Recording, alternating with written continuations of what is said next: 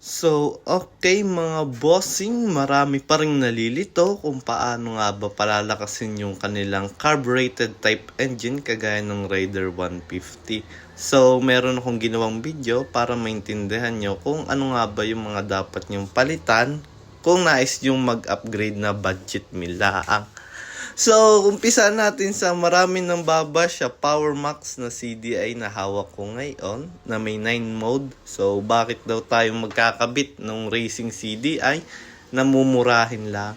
Sa atin, kung gagamit tayo ng racing CDI, ay medyo mahal ho kasi talaga. At saka, kung bibili tayo masa around 5,000 to 4,000 yung mga legit na nasa market.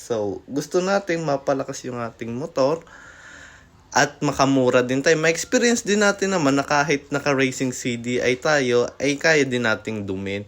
Ito yung gamit natin, Power Max. Kung ikukumpara natin sa stock na hawak kanina, ay iba talaga.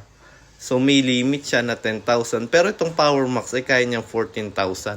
Nasa sayo nila kung kaya mo talaga isagad yung kanyang silinyador. Honest review ko sa CDI nito, may pagdaan siyang hindi siya tumutuloy yung kuryente. Sasabihin ko talagang tunay na issue. Pero kailangan nyo lang patayin ang susian, tapos pindutin nyo ulit, buhayin nyo, pindutin nyo, at ilipat po ng mapping at tatakbo na po uli yan. Yun lang po yung issue niya. Yung iba naman na sinasabi na ang ibang seller daw ay dinalan din liver ay sira daw. Hindi na po natin masasabi kung talagang sira yung pinadala ni seller o kaya naman po ay grounded po yung inyong motor. Kaya minsan, mali din po yung year model na nalagyan ninyo kaya nasisira. May nagtatanong kung pwede ba siya sa stock carb. Pwede naman siyang gamitin as long as na hindi mo siya pwedeng paghanapan na tutulin mismo. Yung iba na naka-stock carb, naka-setup, ang jettings po nila ay palit na sa loob. Yung round type na jettings ay palit na. Ang nilagay nila dati ay 110 ang stock ng Rider 150, pero ang nilalagay nila ay 120 or 125. Kaya, kahit naka-racing CDI sila at stock carb ang gamit nila, may advantage sila sa arangkada kasi maliit lang yung butas niya, mas mabilis pumasok yung hangin at syempre nakakalkal na rin ang kanyang mga jetting. Tutulin talaga. Yun ay kung i-reject nyo yung stock carb. Pero kung gusto nyo talaga na mas tumulin, yun nga, magpalit kayo ng 28 or 30mm carb. Sa nagtatanong, uulitin ko, kung ang gamit nyo ay stock carb at Power Max, ay tutulin po yun pero kaunti lang. And then, dito naman sa carbureted type na flat slide. May nagtatanong din kung paano nga ba kung naka 30mm carb ka, tapos ang gagamitin mo ay stock CDI ng Raider 150 carb. Lalakas din naman yung motor nyo dahil kayo naka 30mm carb, mas marami yung may lalagay nyong gasolina sa combustion chamber ninyo. Yun nga laang, minsan ay naglilimit pa rin yung inyong motor. Hindi nyo makukuha yung full capacity na may bibigay ng inyong 30mm carb kung hindi kayo magdadagdag ng kuryente. Diyan na papasok yung ating racing ignition coil at syempre ang ating racing na CDI. Kahit anong brand pwede basta tutugma sa inyong setup. Take the risk nga lang pag kayo ay nag-racing CDI at 30mm carb. Huwag naman kayong masyadong magbababad sa red line up to 14,000 RPM kasi mangyayari, ma-over naman po yung inyong block. Masisira po kapag kawinaswas nyo na lagi na lang kayo sa red line.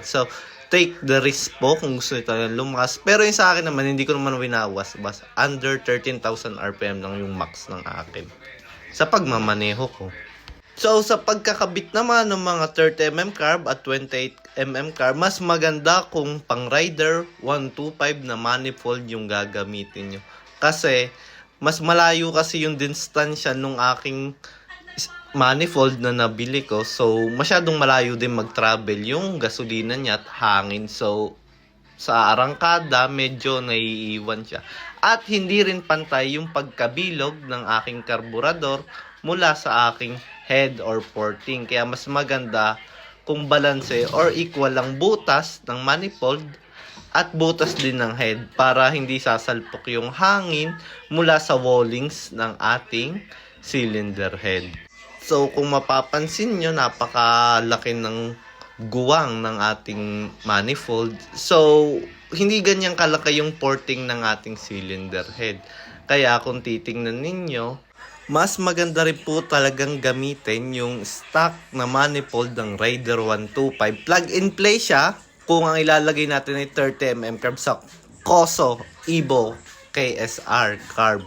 So kung 28mm naman, enough na rin yung ating stock ng Raider 150 mapa new breed man or reborn. So yun lang yung tips ko sa inyo. So kagaya nito, kung sisilipin natin, so kita niyo yung parang banggang yon, ganyan yung butas ng motor natin. So hindi man yung perfectong ganyan talaga yung itsura. So ito ay diagram laang, initiation lang kung ano yung kita ng ating manifold mula sa makina. So ganyan po, nabangga dun yung hangin dun sa extra gap na yon. So maganda, i-port nyo rin. At nakikita sobrang laki nga. So yan yung nagiging cause kung bakit bumabagal yung motor natin sa high RPM. So sa aking experience, dahil ang kinabit ko ay 28mm at ang nakalagay ay stock port lang niya at tugma yung butas ng manifold mula sa cylinder head, mas matulin siyang umarangkada at mas mabilis tumaas yung RPM ko kumpara din sa nakakabit kong 30mm carb. Kaya, so, huwag kayong malilito kung 28mm carb lang ang gagamitin nyo o kaya naman ay 30mm carb. Basta itugma nyo lang yung butas ng manifold ninyo papunta sa cylinder head. So, equal dapat yun. Walang labis, walang kulang. At syempre, sa 30mm carb din, ganun din. So, pwede yung gamitin ito. At syempre, para magdagdag din kayo ng power, maganda rin kung maglagay kayo ng stock na elbow. So, yung sa akin, stock elbow po yung sukat niyan, 41mm. At nilagyan ko lang siya ng power pipe na Akrapovic. So, damang-damo ko yung power ng motor ko. So, yun lang pwede yung basic setup. At take note, kung kayo po ay magkakaroon ng 30mm carb at saka racing CJ, pwede naman kayo mag big elbow. Pero pakiramdaman nyo pa rin naman kung tutugma. Sa akin kasi mas tugma kasi yung stock eh. So, yun lang mga bossing. Sana po ay may nakatutunan kayo kahit paano. At ito po ay based lang sa aking experience at hindi naman din po expert. So, kung may tanong kayo, pwede naman kayong magtanong sa comment section. At hindi lang po makaka-reply ng agad-agad. So, salamat po. At sana po ay supportan nyo at i-follow nyo rin po. Maraming salamat po at i-subscribe nyo. Thank you po and God bless you.